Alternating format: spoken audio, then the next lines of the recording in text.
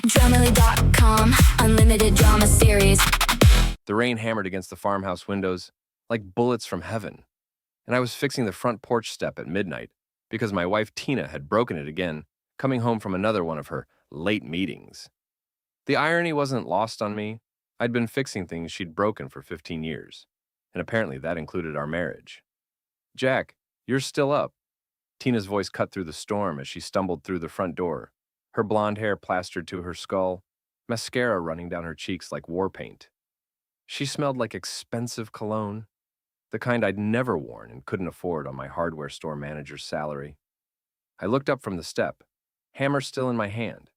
Yeah, well, someone's got to fix what gets broken around here.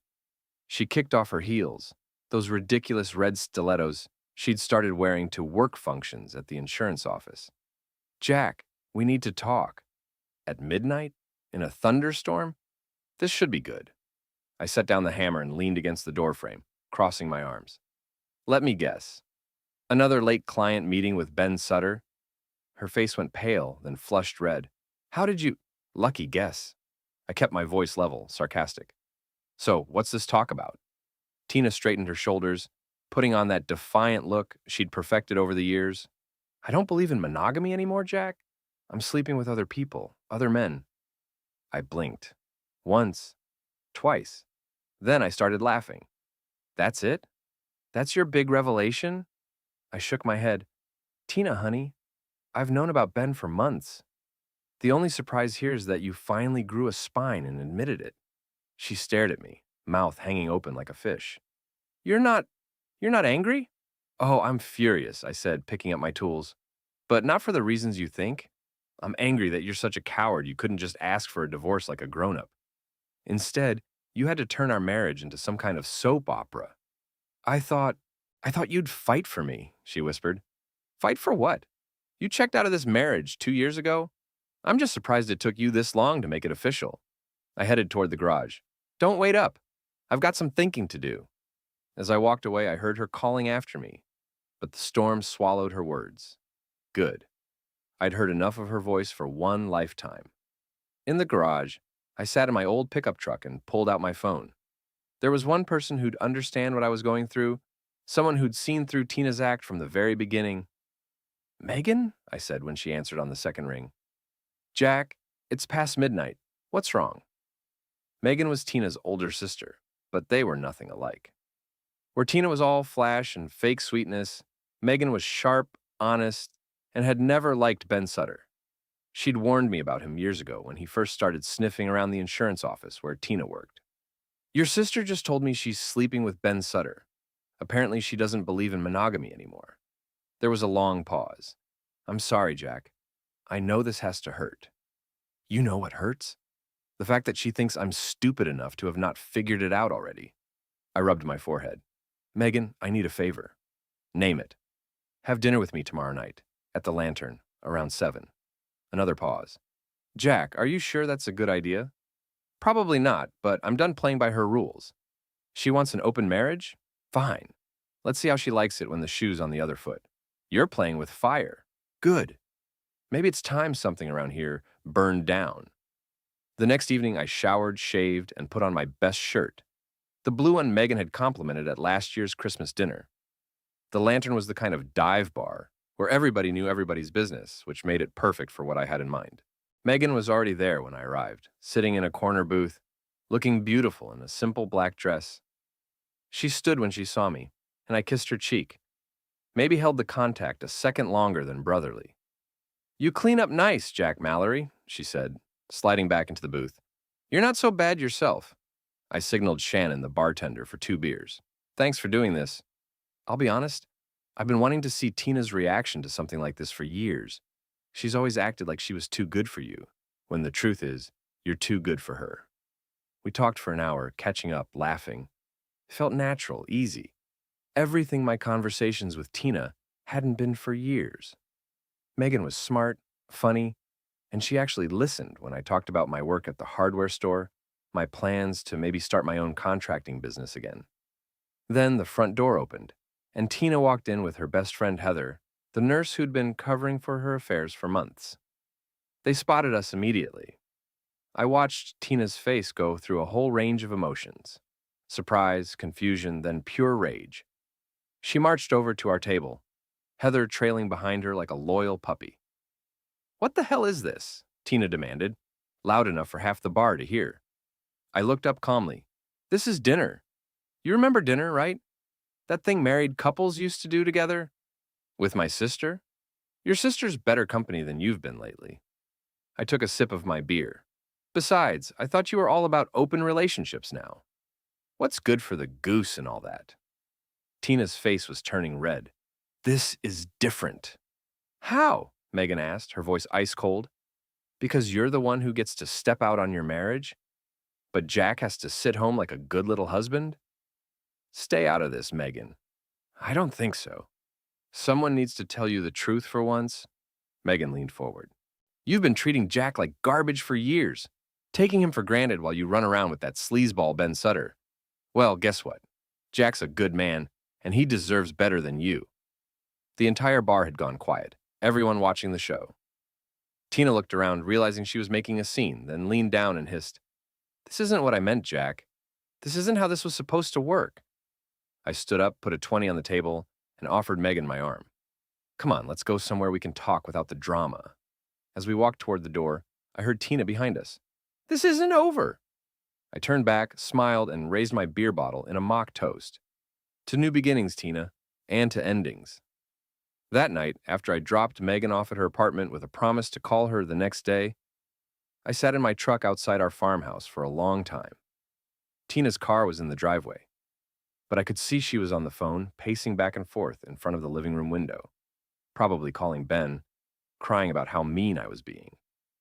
When I finally went inside, she was waiting for me in the kitchen, arms crossed, looking like she was ready for a fight. "We need to set some ground rules," she said. "Rules?" I laughed. "You mean like the rule about not sleeping with other people? Because I seem to remember we already had that one." "Jack, be serious. If we're going to make this work, make what work? Our marriage? Because last I checked, you were the one who decided it wasn't working." She sighed dramatically. "I'm trying to be mature about this. We can have an open marriage, but there have to be boundaries, like we don't flaunt it in front of each other, and we definitely don't involve family. So you can screw Ben Sutter in our bed, but I can't have dinner with your sister in public?" Her face went white. "How did you know about our bed?" "Lucky guess, but thanks for confirming it." I headed for the stairs. "I'll be sleeping in the guest room from now on. Wouldn't want to interrupt your boundaries." "Jack, wait." But I was already upstairs, and I had work to do. I'd been in IT before I became a carpenter, before the economy crashed and I had to take the job at Miller's Hardware. I still remembered a few tricks. Tina had always been careless with her passwords. She used the same one for everything, our wedding date. How romantic. Her laptop was in the bedroom, plugged in and charging. It took me about 10 minutes to access her cloud storage, and what I found there made my stomach turn. Photos, videos, messages going back 2 years. Ben wasn't her only affair. There had been others. A guy from the gym, someone from her high school reunion, even her boss at the insurance company, a married man with 3 kids, but Ben was special. The messages between them were different, more intimate. They talked about leaving their spouses, starting over together. Ben was divorced, had been for 3 years, and he was promising Tina the world. A big house on the lake, trips to Europe, a life of luxury that my hardware store salary could never provide. The worst part was the video. Filmed in our bedroom, in our bed, while I was at work. Tina had set up her phone on the dresser, recording everything. I watched about 30 seconds before I had to stop. I'd seen enough. I copied everything to a flash drive and put her laptop back exactly where I'd found it. Then, I sat on the guest room bed and planned my revenge. The next morning, I called in sick to work. First time in 3 years. Instead, I drove to Ben's office.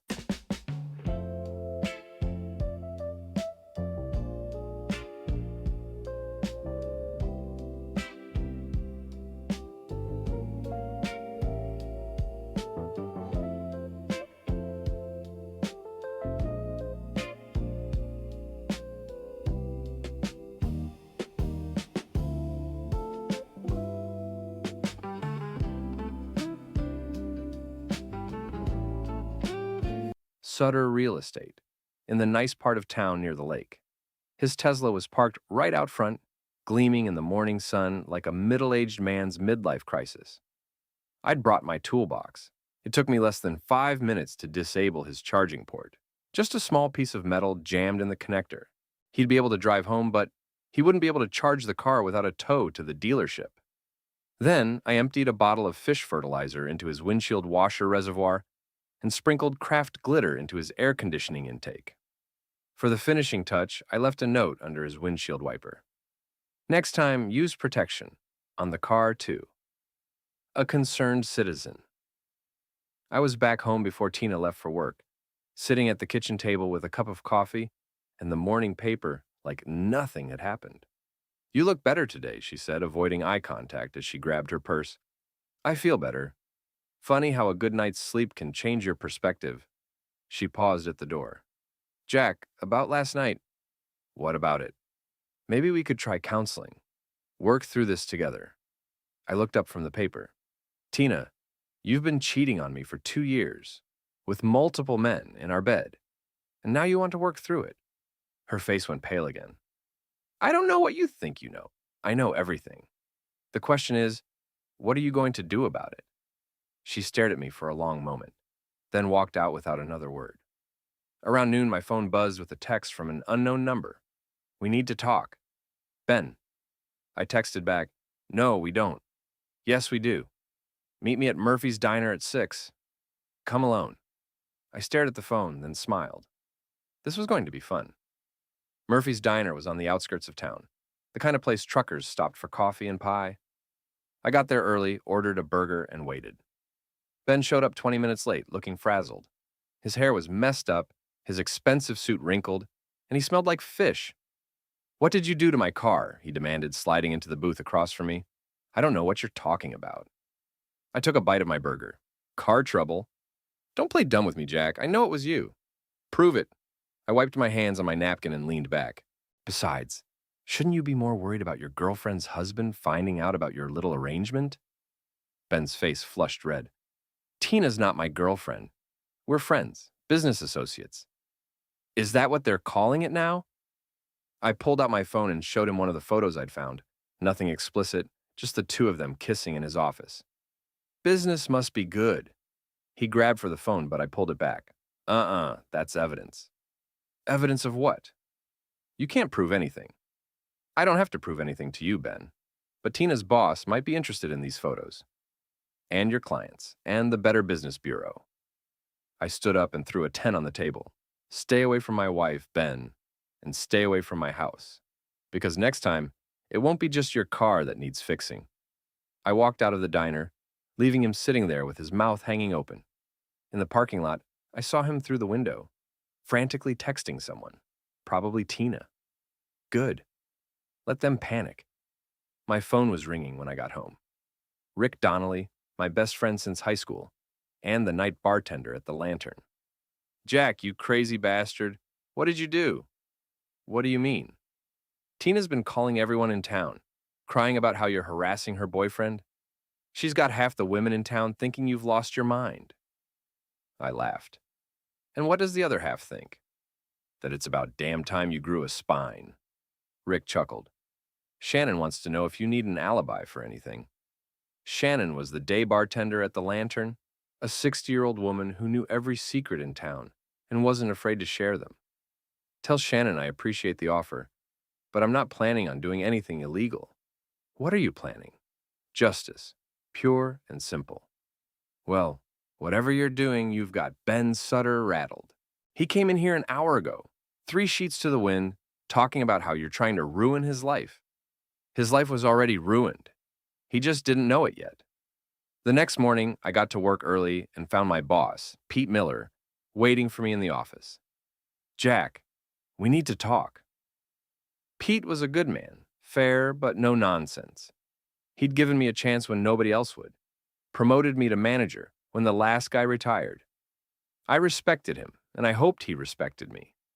"What's on your mind, Pete?" "Ben Sutter called me yesterday. Says you've been harassing him." I sat down across from Pete's desk. "Did he mention that he's been sleeping with my wife?" Pete sighed. That's what I figured. Jack, I'm sorry about what you're going through, but I can't have you using company time to settle personal scores. I called in sick yesterday. I know, and I know you've never called in sick before, which is why I'm not firing you right now. Pete leaned forward. But if this escalates, if it affects the business, I'll have to let you go. You understand? I understand. I stood up. Pete, can I ask you something? Shoot. If it was your wife, what would you do? Pete was quiet for a long moment. I'd probably do exactly what you're doing, but I'd be smart about it. That afternoon, Megan called. Jack, I think we need to talk. In person.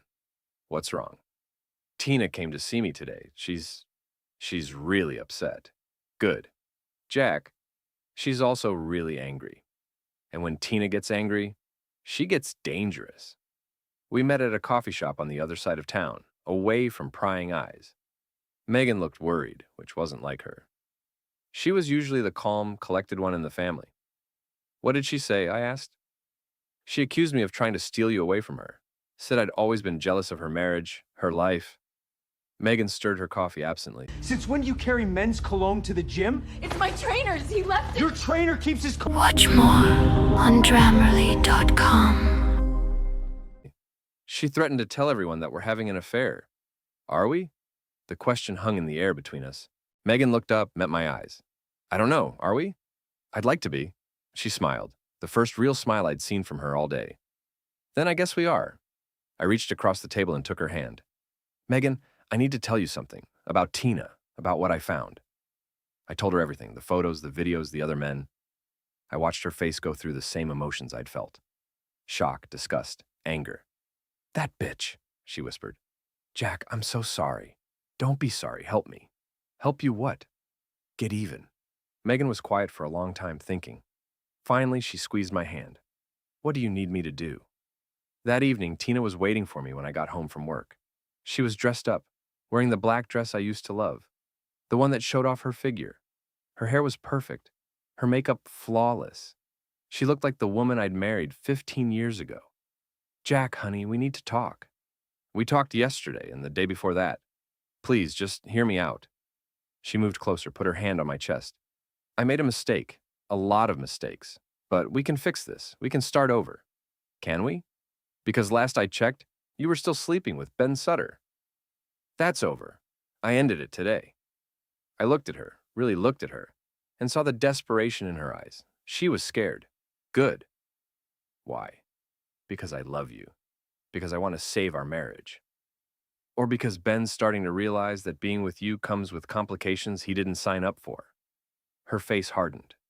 What's that supposed to mean? It means Ben Sutter is a coward, Tina. And cowards don't like confrontation. They like easy targets, weak prey. But I'm not weak, and I'm not going anywhere. Jack, please. No. I stepped back out of her reach. You made your choice 2 years ago. Now you get to live with it. She stared at me, and for a moment, I saw a flash of the real Tina, the calculating, selfish woman who'd been hiding behind the sweet facade for years. Fine, she said, but don't come crying to me when you realize what you've thrown away. I won't. That night, I called Megan. It's time for Phase 2. The annual Founders Day Festival was the biggest event in our little town. 3 days of food trucks, craft booths, and live music in the park by the lake. Everyone came, families, teenagers, old-timers, and the social climbers who wanted to be seen at the right events. It was perfect for what I had planned. I'd spent the week making preparations, a few phone calls to the right people, some careful research, and one very important conversation with Earl Hutchins, who ran the tow truck service and owed me a favor from when I'd fixed his garage door for free. Ben's Tesla had been racked up quite a few unpaid parking tickets over the past month. Funny how those things accumulated when someone made anonymous calls to the parking enforcement office about a certain luxury car parked in handicapped spaces and fire lanes. All perfectly legal, all perfectly documented. Saturday morning, the festival was in full swing. I walked through the crowd with Megan on my arm, both of us dressed up and playing the part of the happy couple. We got plenty of looks, plenty of whispers. In a town this size, Gossip traveled faster than wildfire. There, Megan said, nodding toward the bandstand. Your wife and her friend. Tina and Heather were standing near the stage, both dressed to kill and working the crowd like politicians at a campaign rally. Tina was wearing a red dress that probably cost more than I made in a week, and she was laughing a little too loud at everything anyone said, performing. And there's Ben, I said. Ben Sutter was holding court near the beer tent, surrounded by potential clients and local big shots. He was wearing a designer polo shirt and khakis that probably cost more than my entire outfit, and he was gesturing expansively with a craft beer in his hand, the picture of success and confidence. Showtime, I said. I pulled out my phone and sent a text to Earl. Now. 5 minutes later, Earl's tow truck rumbled into the parking area behind the festival grounds. I watched as he hooked up Ben's Tesla and started loading it onto the flatbed. A crowd began to gather, pointing and whispering. Oh my God, someone said. Isn't that Ben Sutter's car? Ben heard the commotion and turned around just in time to see his pride and joy being hauled away. His face went white, then red, then white again. Hey, what are you doing? He ran toward the tow truck, beer sloshing out of his cup. That's my car. Earl held up a clipboard. Ben Sutter, got a stack of unpaid parking tickets here. City says tow it. I'll pay the tickets. I'll pay them right now. Too late for that, buddy. Car's already hooked up. You can sort it out at the impound lot on Monday. The crowd was growing, everyone craning their necks to see the drama. I saw Tina pushing through the crowd, her face flushed with embarrassment. Ben, what's happening? She called out. They're stealing my car. Ben was practically shouting now, making a scene that everyone would be talking about for weeks. Not stealing, Earl said calmly. Repossessing. There's a difference. The tow truck drove away, taking Ben's dignity with it. The crowd slowly dispersed, but the damage was done. Ben Sutter, the successful real estate agent with the perfect image, had been humiliated in front of the entire town. But I wasn't done yet. That afternoon, I found Ben at Murphy's Diner, sitting alone in a corner booth, staring into a cup of coffee. He looked up when I approached, and his eyes were full of rage. You son of a bitch. Ben, how's the festival treating you? You did this. You set me up. I slid into the booth across from him. I didn't set you up, Ben. I just made sure the parking enforcement office knew about your little habit of parking wherever you wanted. Amazing how quickly those tickets add up. You're trying to destroy me? No, Ben. I'm just leveling the playing field. I leaned forward. See, you thought you could waltz into my life, steal my wife, and there wouldn't be any consequences. You thought I was just some dumb hardware store clerk who'd roll over and take it. Jack, listen. No, you listen. I know about all of it. The other women, the promises you made to Tina, the videos you two made in my bed. His face went pale. That's right, I know about the videos. Question is, what are you going to do about it? Ben was quiet for a long moment. Then he leaned back in the booth. What do you want? I want you gone. Out of Tina's life. Out of my life. Out of this town, if necessary. And if I don't? I pulled out my phone and showed him a screenshot of one of his text messages to Tina, the one where he talked about his performance issues with his ex-wife. Then everyone in town gets to see what Ben Sutter's really like. Your clients, your business partners, your golf buddies at the country club. You wouldn't. Try me. Ben stared at the phone, then at me. You're bluffing. Am I? I stood up. Tell you what, Ben. Why don't you go home, think it over, and let me know what you decide. But don't take too long. My finger's getting itchy. I walked out of the diner, leaving him sitting there with his cold coffee and his wounded pride. That evening, the festival continued with live music and dancing. Megan and I were sitting at a picnic table, sharing a funnel cake and watching the band, when Tina appeared. Jack, I need to talk to you. Alone. Anything you want to say to me, you can say in front of Megan. This is between husband and wife. We stopped being husband and wife the first time you slept with Ben Sutter. Tina's composure cracked. Damn it, Jack, I'm trying to fix this. No, you're trying to control the damage. There's a difference. People were starting to stare. Tina looked around, realized she was making another scene, and lowered her voice. What do you want from me? I want you to stop pretending you're the victim here. I want you to admit what you did, and I want you to face the consequences like an adult. Fine, I cheated. I'm sorry. Can we move on now? That's not an apology, Tina. That's damage control. Megan stood up. Tina, why don't you just leave him alone? You made your choice. Now live with it. Stay out of this, Megan.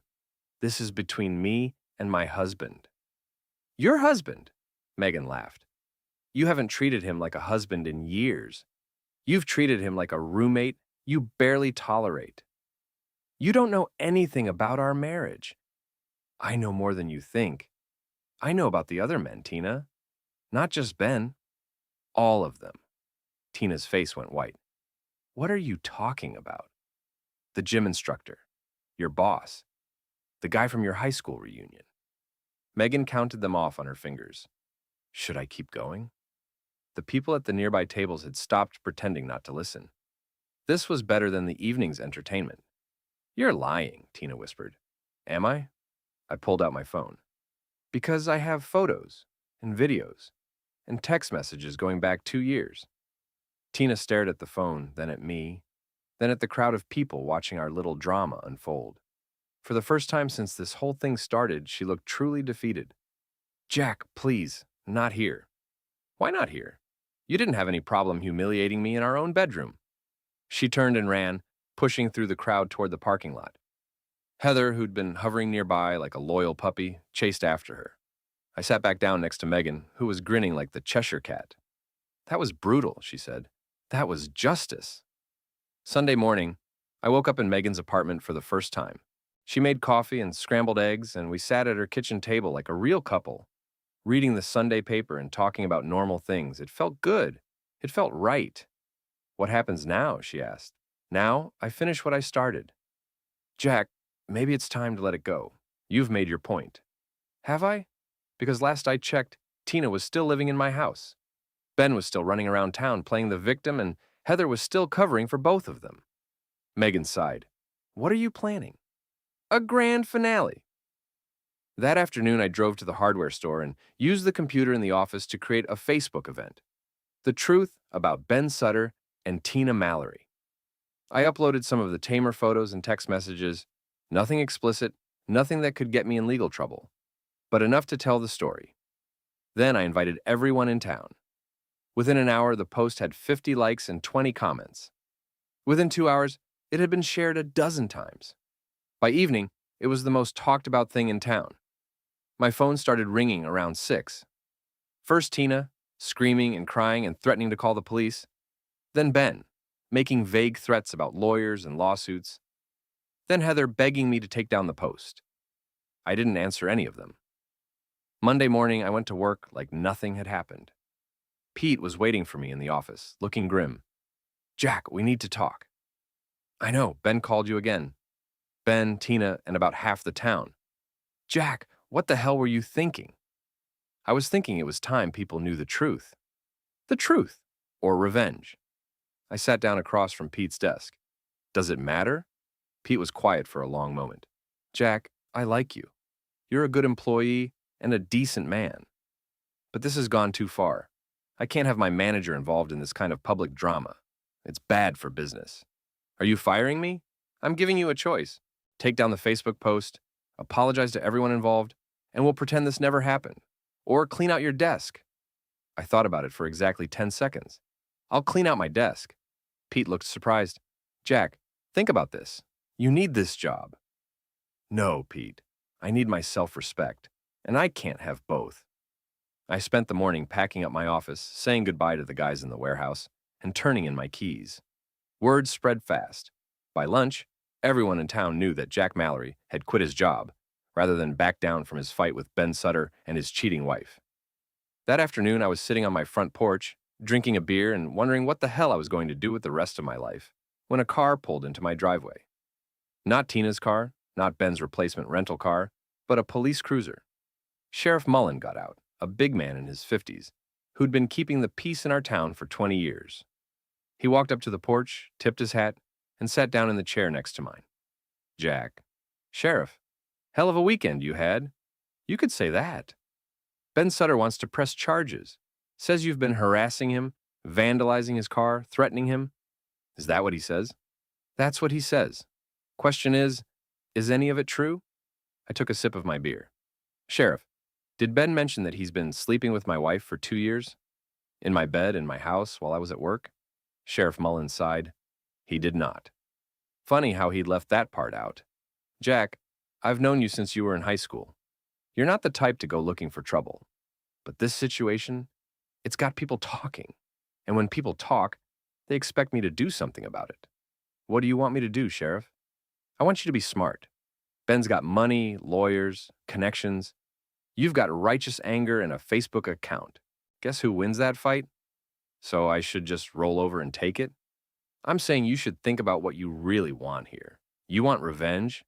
You got it. The whole town knows what Ben and your wife did. You want justice? Well, that's a little harder to come by.